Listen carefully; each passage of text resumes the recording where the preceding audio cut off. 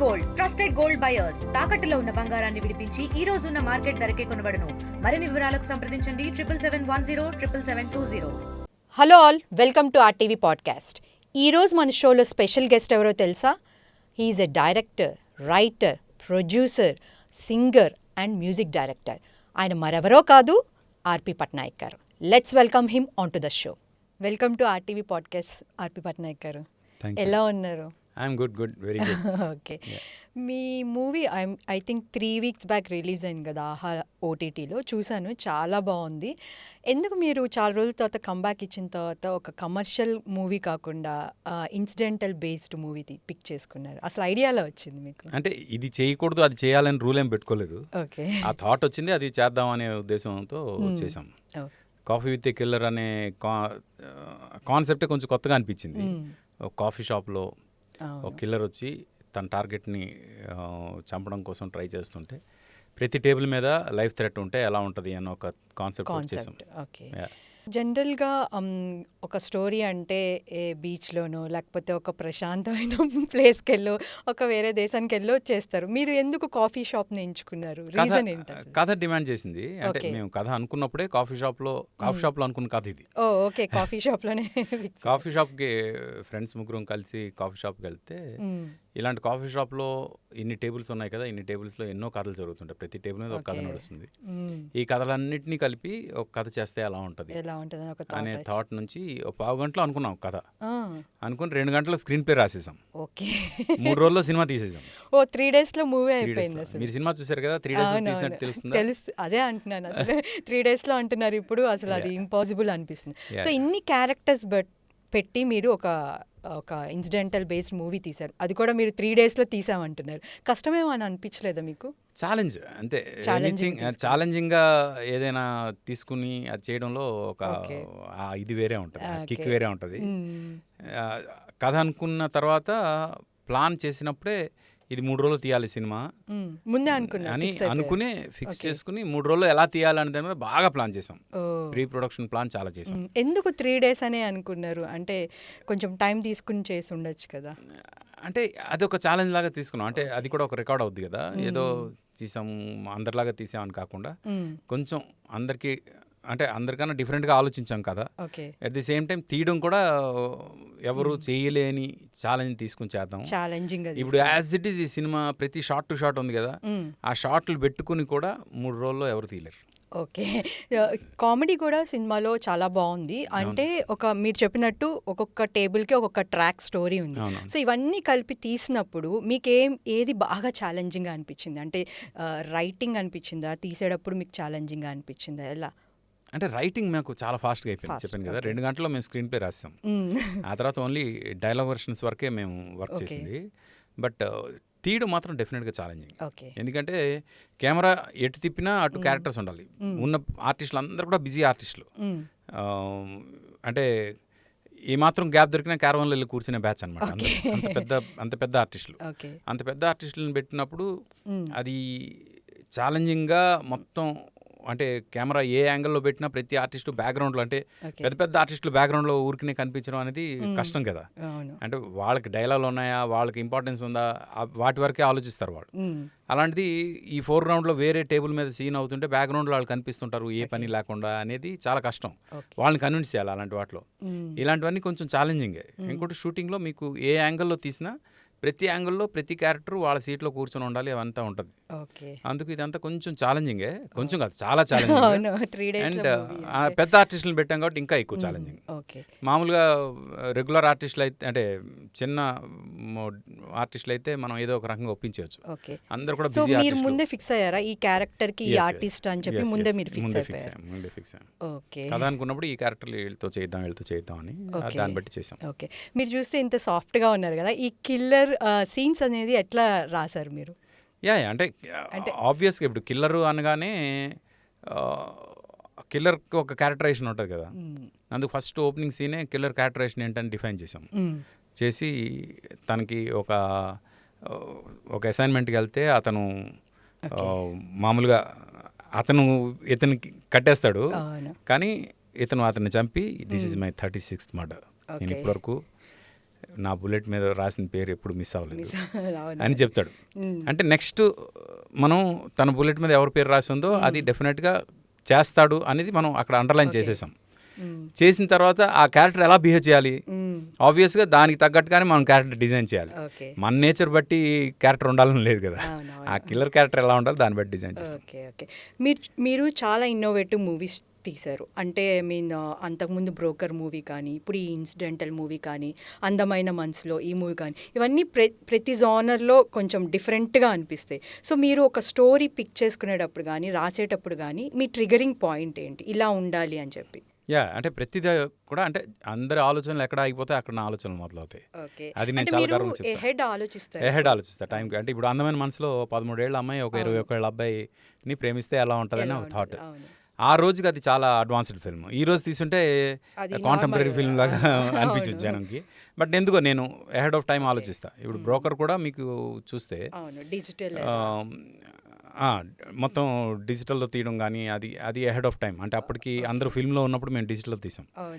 అయితే బ్రోకర్ కథపరంగా చూసినా మీకు ఒక ఠాగూర్, ఒక అపరిచితుడు ఇలాంటి సినిమాల్లో ఒక పెద్ద హీరో లాంటి వాడు వచ్చి అందరినీ బెదిరిస్తే దానివల్ల జనం మారుతారు అనేది కథలు. కానీ నేనేమంటే అలాంటి వాళ్ళు రారు రియల్ లైఫ్లో. రాకపోతే మనం మారడానికి లేదా అనే ఆలోచనలోంచి పుట్టింది బ్రోకర్. ఆ బ్రోకర్ మీరు చూస్తే ప్రతి మనిషిలో ఒక ఠాగూర్ ఉన్నాడు, ఒక అపరిచితుడు ఉన్నాడు అనేది రియలైజ్ చేసే సినిమా అది కూడా అప్పటికి అది తీసే టైంకి అన్నా హజారే మూమెంట్స్ ఏమీ లేవు. ఇంకోటి కరప్షన్ని రియలిస్టిక్గా చూపించిన సినిమా అది. అంటే సినిమాటిక్గా చూపించింది కాదు, రియలిస్టిక్గా రియల్ లైఫ్లో కరప్షన్ ఎలా జరుగుతుంది, అలాంటి వాళ్ళు వాడే పదాలు ఎలాంటివి ఉంటాయి అవన్నీ తోటి బుక్స్, పెద్ద బుక్స్, చిన్న బుక్స్ ఇలాంటి పదాలు వాడతారు వాళ్ళు. అంటే ఎవరికి అర్థం కాకుండా కరప్షన్లో అవన్నీ రియల్ లైఫ్ ఇన్సిడెంట్స్ తీసుకుని చేసింది. ఓకే. సో అసలు ఈ మూవీలో మీరు ఎందుకు యాక్ట్ చేయలేదు? మీరు యాక్ట్ చేసి కూడా చాలా డేస్ అవుతుంది. అంటే నాకు యాక్టింగ్ అనేది ఏమంత ఇదేం కాదు, నేను చేయాలి కంపల్సరీ అదేం లేదు. బట్ ఈ సినిమా వరకు వచ్చేసరికి 3 రోజుల్లో చేయాలి అంటే మాత్రం నేను యాక్టింగ్ చేస్తే 3 రోజులు అవుతుంది. ఎందుకంటే 2 వైపులా ఉండాలి కదా నేను, అది కొంచెం కష్టం అవుతుంది. సో మీరు బాగా పీక్స్లో మ్యూజిక్ డైరెక్షన్ చేసేటప్పుడు you gave a pause. So మీకేమీ రిగ్రెట్ అనిపించలేదా మ్యూజిక్ డైరెక్షన్ నుంచి వెళ్ళిపోయాను అని? అట్లా ఏం రిగ్రెట్ అనిపించలేదు? ఆ టైంలో అయితే ఏం అనిపించలేదు నాకు, ఎందుకంటే ఆ టైంలో నేను తీసుకున్న డెసిషన్ నేను రైట్ అనే అనుకున్నాను. బట్ తర్వాత ఆడియన్స్ని జనాన్ని కలుస్తున్నప్పుడు మీ మ్యూజిక్ మేము మిస్ అవుతున్నాం అన్నప్పుడు చాలా మంది మ్యూజిక్ మిస్ అవుతున్నాం అని చెప్పినప్పుడు నిజమే కదా, నేను కూడా మిస్ అవుతున్నాను అనే ఫీలింగ్ నాకు వచ్చింది. సో ఈ మధ్యకాలంలో కూడా మీరు కొన్ని ఇన్సిడెంట్స్లో చెప్పారు, మంచి మ్యూజిక్ వస్తే తప్ప నేను మ్యూజిక్ డైరెక్షన్ చేయను. మంచి సినిమా వస్తే మ్యూజికల్గా అంటే నేను చేస్తున్నానంటే మళ్ళీ దానికి నాకు స్కోప్ ఉండే సినిమా అయితేనే చేద్దామని.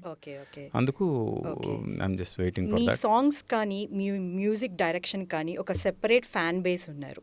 అంటే ఎలాంటి సంతోషం కానీ, నువ్వు నేను ఇట్లాంటి చాలా మూవీస్ తీసుకుంటే మనం నైట్ టైం పడుకున్నప్పుడు కూడా వినడానికి చాలా హ్యాపీగా ఉండేటట్టు ఉండే. సో ఇప్పుడున్న మ్యూజిక్ మీద మీ అభిప్రాయం ఏంటి? జనం యాక్సెప్ట్ చేసే మ్యూజిక్ ఏదైనా మంచి మ్యూజికే నా ఉద్దేశం.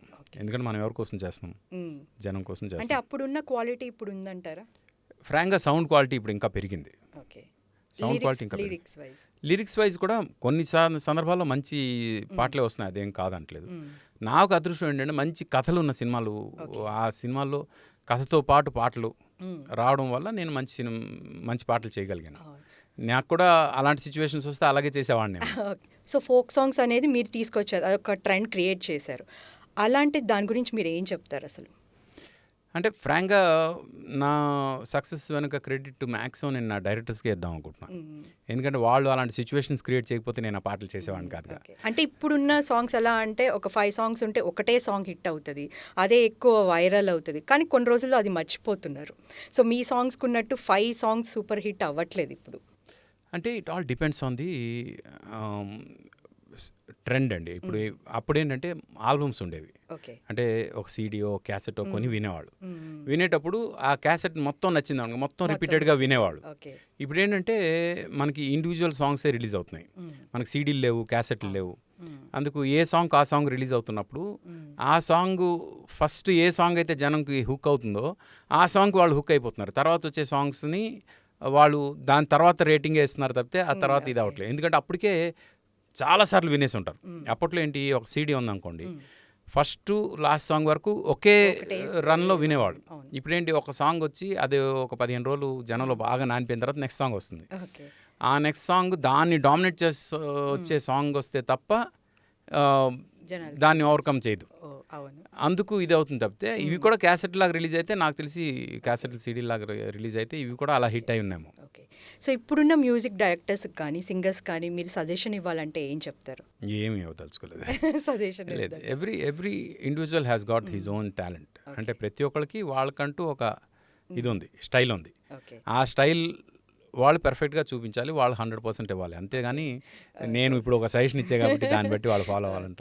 ఫేవరెట్ మ్యూజిక్ డైరెక్టర్ అంటే ఎవరు చెప్తారు ఇప్పుడు? ఇళయరాజా గారే ఎనీ టైం. సో వాయిస్ అంటే ఎవరు, ఏ వాయిస్? బాలుగారు.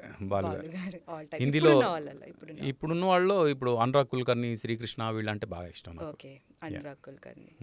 సో ఇప్పుడు వచ్చిన పాటల్లో మీకు బెస్ట్ బాగా నచ్చిన పాట అంటే ఏం చెప్తారు? చాలా ఉన్నాయి. ఓకే, ఒక్క పాట అంటే అలా అనగానే బాగా నచ్చింది అని, బాగా అంటే వినగానే చాలా బాగుంది అనే ఫీలింగ్ వచ్చే పాటలు చాలా ఉన్నాయి. రంగస్థలంలో ఏది వేరుశనగ కోసం మట్టిని తవ్వితే ఎంత చక్కగా ఉన్నావు, ఆ పాట అసలు ఎంత నచ్చిందో నాకు ఆ పాట. ఆ తర్వాత మన ఇది సీతారామంలో పాటలన్నీ బాగా నచ్చాయి. సీతారామంలో పాటలన్నీ. తర్వాత మొన్న వందింతలయ్యే నీ అందం నువ్వు నా పక్కన ఉంటే ఆ పాట చాలా బాగా అనిపించింది నాకు. ఇలా ఒక్కొక్క అంటే వినగానే ఇమీడియట్గా బాగా అనిపించే పాటలు చాలా ఉన్నాయి. సో మీరు పీక్స్లో ఉన్న టైంలో మీరు కానీ చక్రి కానీ కాంటెంపరీగా ఉన్న టైంలో మీ ఇద్దరి మధ్య చాలా హెల్తీ కాంపిటీషన్ ఉండేది ఆ టైంలో. సో ఆయనకి ఒక హెల్త్ బాగున్న టైంలో కూడా మీరు టేక్ ఓవర్ చేస్తాను ఆయన సాంగ్స్ అని కూడా ఒకసారి చెప్పారు. సో అసలు అదంతా ఎలా డ్రైవ్ చేశారు మీరు? అంటే నేనేం చేయలేదు. నేను ఫ్రాంక్గా అంటే తను బాగా అంటే తను హెప్టీ అయిపోయాడు, బాగా లావుకిపోయి పాపం. ఆ టైంలో తను ట్రీట్మెంట్ తీసుకోవాల్సిన అవసరం ఉంది. ట్రీట్మెంట్ ఇక్కడ లేదు భయ్యా, సింగపూర్ వెళ్ళాలి అంటే సింగపూర్ వెళ్ళు అంటే ఇక్కడ సినిమాలు ఉండిపోయాయి. ఏం పర్లేదు, నిజంగా అవి చేయాలి అంటే నేను చేసి పెడతాను నీకోసం, వెళ్ళి వచ్చేసాయి నీ హెల్త్ ముందు, తర్వాత ఇవన్నీ నీవు అని. సరే చెప్తాను అన్నాడు కానీ ఈలోగా తను. సో టీవీ షోస్లో కానీ ఇప్పుడున్న సింగింగ్ కాంపిటీషన్స్లో కానీ మీరు ఎక్కడా కనిపించట్లేదు. అప్పుడు బాగా చేశారు అండ్ మీ జడ్జిమెంట్ కోసం కూడా చాలా బాగుండేది, అంటే రియలిస్టిక్గా ఉండేది మీ జడ్జిమెంట్. సరే, బట్ ఇప్పుడున్న లైవ్ షోస్లో మీరు కనిపించట్లేదు. అది మన చేతిలో ఉండదు. టీవీ ప్రోగ్రామ్ వాళ్ళు వాళ్ళ టీఆర్పీ పాయింట్ ఆఫ్ వ్యూలో వాళ్ళు ఎవరిని పెట్టుకోవాలో వాళ్ళు పెట్టుకుంటారు. ఆ పాయింట్ ఆఫ్ వ్యూలో నేను కావాలనుకున్నప్పుడు వాళ్ళు నన్ను పిలుస్తారు, అదేం లేదు. సో ఇట్స్ లైక్ కొన్ని సందర్భాల్లో నా డేట్స్ కుదరకను అనే సందర్భాలు ఉన్నాయి, కానీ అదేమి అంత ఇది కాదు. అంటే మంచి షో వచ్చినప్పుడు నేనేమి దూరంగా లేను. సో మీరు కానీ త్రివిక్రమ్ గారు కానీ సునీల్ కానీ ఫ్రెండ్స్ అని విన్నాను, అంటే రూమ్మేట్స్ కూడా. సో మీకు అప్పుడు ఒకసారి 2001 అనుకుంటా ఐ థింక్ నంది అవార్డు కూడా వచ్చింది మీ ముగ్గురు. సో మళ్ళీ మీ కాంబినేషన్లో చూడొచ్చు అంటారా? అది ఏం తెలియదండి, ఇప్పుడు చెప్పలేము. ఎవరి ఫీల్డ్లో వాళ్ళు బిజీగా ఉన్నాము. ఓకే సార్, మీరు భగవద్గీత మీద అలానే కర్మ సిద్ధాంతం మీద చాలా వీడియోస్ చేశారు మొన్న ఈ మధ్య. అవి యూత్లో కూడా బాగా రీచ్ అయినాయి. సో అసలు ఈ ఐడియా ఎలా వచ్చింది మీకు? అంటే భగవద్గీత ముందు జనంలోకి వెళ్ళాలనే ఉద్దేశంతో ఫస్ట్ నేను అంటే ఐడియా రావడానికి కారణం ఏంటంటే ఇప్పుడున్న జనరేషన్కి మన సనాతన ధర్మం గురించి అంత అవగాహన లేదు. And thanks to social media తెలుసుకోవాలనే జిజ్ఞాస అయితే ఉంది మన యూత్కి.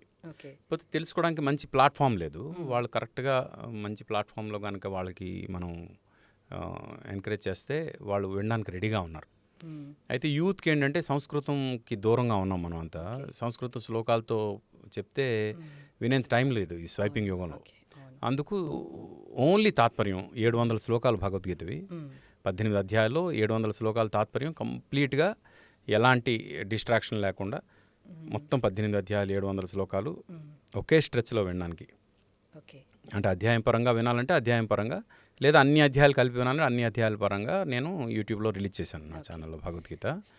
అది ఏంటంటే మొత్తం భగవద్గీత మీరు చదవాలనుకుంటే 6 నెలలు పడుతుందా, 1 ఇయర్ పడుతుందా, ఈ టెన్షన్లో ఉంటారు. అవునవును. కానీ మొత్తం భగవద్గీత మీరు 2 గంటల 47 నిమిషాల్లో వినొచ్చు, మొత్తం భగవద్గీత. ఓకే. అయితే అంతా ఒకే స్ట్రెచ్లో వినమని నేను చెప్పను, బట్ మీకు వీలు అంటే కలిగినప్పుడు ఇదివరకు వచ్చిన భగవద్గీతలో ఎక్కువ శ్లోకాలు ఉండేది, తర్వాత తాత్పర్యం ఉండేది కదా. ఘంటసాల మాస్టారు 100 శ్లోకాలు విత్ తాత్పర్యం, శ్లోకాలు తాత్పర్యం చేశారు. అయితే ఏంటంటే డెఫినెట్గా అది మనందరి నరాల్లో జీర్ణించిపోయింది.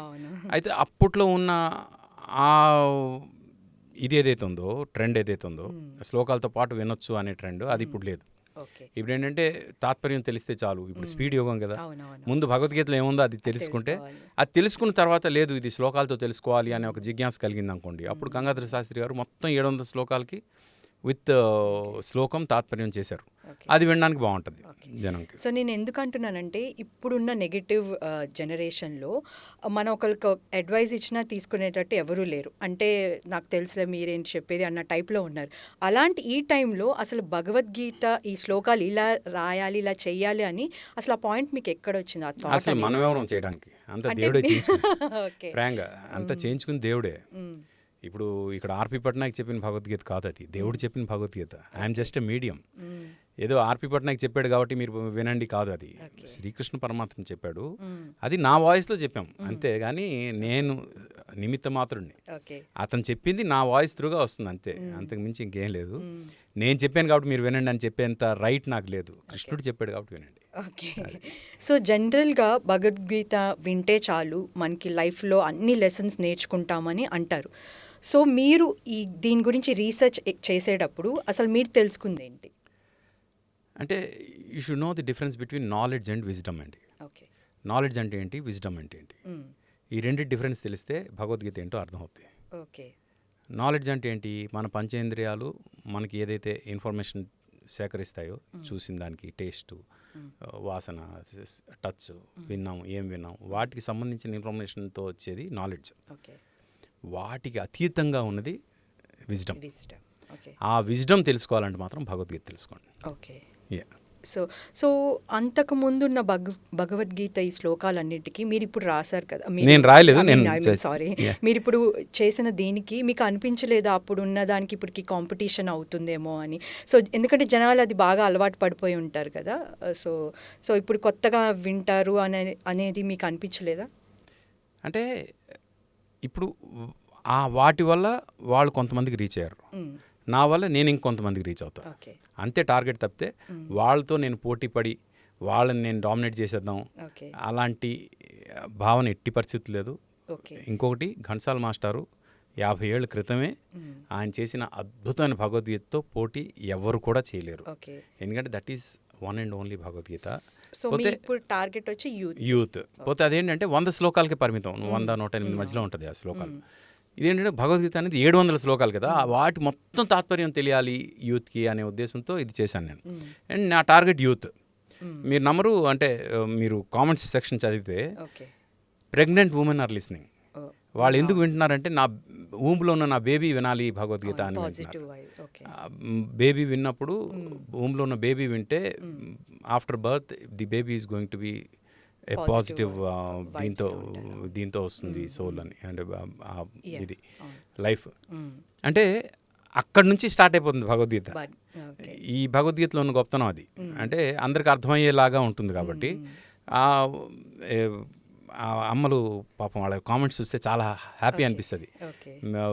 మా పుట్టబోయే బిడ్డకు మంచి లైఫ్ రావాలని ఆశీర్వదించండి, బ్లెస్ చేయండి, నేను రోజు వింటున్నాను ఈ భగవద్గీత అంటే. నిజంగా కదా, అసలు కడుపులో ఉండగానే ఒక ఎవరు ప్రహ్లాదుడిలాగా ఈ పిల్లలు భగవంతుడి గురించి తెలుసుకుని బయటకు వస్తే నిజంగా వాళ్ళ లైఫ్ ఎంత గొప్పగా ఉంటుంది అనే ఫీలింగ్ వస్తుంది. అండ్ యూత్, ఇప్పుడు నా స్టాటిస్టిక్స్ కావాలని మీకు చూపిస్తా. 3.6 మిలియన్ ప్లస్ వ్యూస్ ఉన్నాయి ఇప్పుడు. 82% యూత్లో ఎలాంటి మార్పు రావాలని మీరు అనుకుంటున్నారు? 82% వ్యూవర్స్ ఆర్ యూత్. దీనిలో మార్పు ఏంటి అంటే ఆబ్వియస్గా వస్తుంది, వాళ్ళ థాట్ ప్రాసెస్లో మార్పు వస్తుంది. భగవద్గీత తెలుసుకున్న తర్వాత వాళ్ళు ఆలోచించే విధానం మారుతుంది, కొంచెం మెచ్యూరిటీ లెవెల్స్ పెరుగుతాయి, ఆకతాయితనం తగ్గిపోతుంది, తగ్గి లైఫ్ అంటే ఇది కాదు లైఫ్ అంటే ఇది అని తెలుసుకునేంత ఒక ఉన్నత స్థాయి సో వస్తుంది. ఇప్పుడు ప్రెసెంట్ జనరేషన్ కూడా ఐ థింక్ ఇట్స్ నీడెడ్ అని అనుకుంటాను. ఆఫ్ కోర్స్ అది విన్నవాళ్ళకి దాని యొక్క గొప్పతనం తెలుసు. ఇంకోటి మెయిన్ రీజన్ ఏంటంటే మన సనాతన ధర్మం గురించి ఎవరైనా నెగటివ్గా మాట్లాడితే వాళ్ళకి మా దగ్గర భగవద్గీత ఉంది అని గర్వంగా చెప్పుకునేలాగా భగవద్గీత గురించి జనకు తెలియాలి. అది నా ఉద్దేశం. సో ఇది రీసెర్చ్ చేసి మీరు దీని గురించి తెలుసుకునేటప్పుడు మీరు మీ లైఫ్లో వచ్చిన మార్పు ఏంటంటే ఏం చెప్తారు? అదే చెప్పా కదా, నాలెడ్జ్కి విజడం మధ్యలో డిఫరెన్స్. ఓకే. నేను అప్పటివరకు నాలెడ్జ్ కోసం ప్రాకులాడేవాడిని, ఇప్పుడు విజ్డమ్ కోసం ప్రాకులాడుతున్నా. So wisdom. యా. ఓకే. ఇప్పుడు నాకు అంటే సైంటిఫిక్గా ప్రతిదీ అంటే ఇప్పుడు మామూలుగా ఇప్పటివరకు మన పూర్వీకులు చాలా విషయాలు చెప్పారు. చెప్తే దాని గురించి అసలు సైంటిఫిక్గా ఇప్పటివరకు ఎవరు అర్థం చేసుకోలేకపోయారు. కానీ ఈరోజు నాకు ప్రతిదీ సైంటిఫిక్గా అర్థమవుతుంది.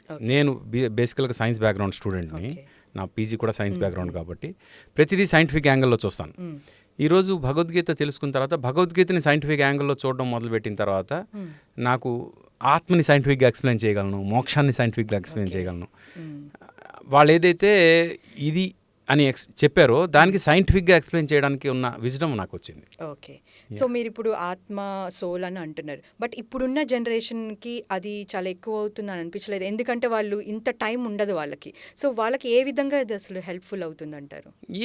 భగవద్గీత మొత్తం తెలుసుకోవడానికి 2 గంటల 47 నిమిషాలు అని చెప్పా కదా. దానిలో ఆత్మ అనేది ఒక చాప్టర్, రెండో చాప్టర్, సాంఖ్యయోగంలో ఒక చాప్టర్. ఆ చాప్టర్లో ఆత్మ గురించి అంటే ఆత్మ అంటే ఏంటి తెలుసుకోవాల్సిన అవసరం ఉంది. ఎందుకంటే వీఆర్ జస్ట్ ది బాడీ. ఈ బాడీలో ఉన్న సోల్ మాత్రం ఇట్ ఈస్ ఎటర్నల్, ఎప్పటికీ ఉండిపోయేది. ఈ బాడీ అనేది ఉంటుంది, పోతుంది. కానీ ఎటర్నల్ సోల్కి ఇవ్వాల్సిన ఇంపార్టెన్స్ ఏంటి, ఈ సోల్ గురించి మనం అంటే ఏంటి? రమణ మహర్షి ఒక మాట అంటారు, ఆయనకి ఏమైనా దెబ్బ తగిలితే దీనికి ఏదో అయింది అంటారు, బాడీకి. అంతేగాని నాకేదో అయింది దానిలే. నాకు అయింది అంటే నా ఆత్మకి అయింది అని అర్థం. దీనికి ఏదో అయిందంటే నా శరీరానికి అయిందని అర్థం. అంటే he was able to see the difference between body and the soul. అంత డిఫరెన్స్ చూడగలిగేంత మెచ్యూరిటీ మనకు రాకపోవచ్చేమో కానీ, బట్ మనకు అర్థం అవ్వాలి దే ఆర్ 2 డిఫరెంట్ థింగ్స్. మన సోల్ అనేది is something which is eternal, దాని గురించి తెలుసుకోవాల్సిన అవసరం ఉంది అనేది భగవద్గీత చెప్తుంది. ఓకే. సో జనరల్ ఆడియన్స్ నుంచి వచ్చే కాంప్లిమెంట్స్ వేరు. సో ఈ భగవద్గీత గురించి అంతకుముందు రాసిన వాళ్ళు కానీ, ఈ వీడియోస్ చేసిన వాళ్ళ గురించి కానీ, మ్యూజిక్ డైరెక్టర్స్ నుంచి కానీ, సింగర్స్ నుంచి కానీ మీకు ఎలాంటి కాంప్లిమెంట్స్ వచ్చాయి? అంటే కాంప్లిమెంట్స్ భగవద్గీత గురించి అంటే మీరు ఫ్రాంక్గా చెప్పిన వాళ్ళు ఉన్నారు కానీ వాటి గురించి పట్టించుకోకూడదండి. కాంప్లిమెంట్స్ గురించి కానీ దీని గురించి పట్టించుకోకూడదు, ఎందుకంటే అది నాది కాదు. ఎందుకంటే ఏది కూడా నేను క్రెడిట్ తీసుకోదలుచుకోలేదు, అది మంచి అయినా చెడు అయినా దానికి సంబంధించి మీరు యూత్లోకి తీసుకెళ్దాం అది ఒకటే టార్గెట్. భగవంతుడు కొన్ని లక్షల మంది ఉన్నా నన్ను సెలెక్ట్ చేసుకున్నాడు ఒక మీడియంగా, అదొకటి నా అదృష్టంగా ఫీల్ అవుతాను. అంతకు మించి పలానా వాళ్ళు పొగిడారు, పలానా వాళ్ళు తిట్టారు, ఇలాంటివి ఏమీ నేను పట్టించుకోదలుచుకోలేదు. ఎందుకంటే అది ఆయన ఎలా కావాలో ఆయన నా త్రూగా చేయించుకున్నాడు, అంతే. నేను ఎవరి మధ్యలో. ఓకే. సో ఫ్యూచర్లో మీరు పాలిటిక్స్లో వచ్చే ఛాన్సెస్ ఏమైనా ఉన్నాయా? అంటే ఫ్రాంక్గా పొలిటికల్ నాలెడ్జ్ చాలా ఎక్కువ ఉందండి నాకు, కానీ నేను రాను. ఎందుకు అంటే నాకు చాలామంది అభిమానులు ఉన్నారు, నేనంటే ఇష్టపడేవాళ్ళు ఉన్నారు. మన దౌర్భాగ్యం ఏంటంటే నేను ఒక పార్టీకి పొరపాటున సపోర్టింగ్గా ఒక్క మాట మాట్లాడితే దాని యాంటీ పార్టీ వాళ్ళకి నేను ఎంత ఇష్టం ఉన్నా నేను నెగిటివ్ అయిపోతాను, just because I spoke something write about those people. అలాగే ఒక పార్టీకి నేను నెగిటివ్గా మాట్లాడితే అవతలోడు ఏ పార్టీతో గురించి నెగిటివ్గా మాట్లాడినా వాళ్ళకి నేను శత్రువుని అయిపోతాను. అసలు ఉన్నది ఒక లైఫ్, ఇంతమంది శత్రువులను ఎందుకు మోయాలి? హాయిగా నన్ను ఇష్టపడే వాళ్ళందరూ నన్ను ఇష్టపడినేవాళ్ళు, ఈ లైఫ్ని ఇలా కానిచేద్దామని పాలిటిక్స్కి అయితే దూరంగా ఉంటాను. సో మీ ఫేవరెట్ లీడర్ అంటే ఎవరు చెప్తారు ఇప్పుడున్న వాళ్ళలో? ఫ్రాంక్గా ప్రతి ఒక్కళ్ళు ప్రోస్ అండ్ కాన్స్ ఉన్నాయండి, ఎవరు కూడా 100% రైట్ లేరు. ఓకే. సో ఫైనల్గా before we end this session, ఒక లైఫ్ ఫిలాసఫీ యూత్కి చెప్పాలంటే మీరు ఏం చెప్తారు ఇప్పుడున్న జనరేషన్కి? అది అంటే every individual has got his own talent అండి. First try to recognise your talent. Okay. మీ టాలెంట్ ఏంటో మీరు రికగ్నైజ్ చేసుకోండి, దాని మీద మీరు 100% వర్క్ చేయండి అనేది మాత్రమే చెప్పగలను. ఎందుకంటే ఎవరో చెప్పారు కాబట్టి మీకు లేని దాని గురించి మీరు పాకులాడొద్దు, ఎవరు చెప్పకపోయినా మీలో ఉన్న దాని గురించి మీరు ఎప్పుడు అణుచుకోవద్దు. Okay, thank you sir, thank you so much. Thank you. It's nice meeting you. Same here. Thank you very much. All the best to you. Thank you sir. Thank you. మరిన్ని వీడియోస్ కోసం channel ని subscribe చేయండి. Latest updates కోసం WhatsApp channel ని follow అవ్వండి. And link description లో ఉంది.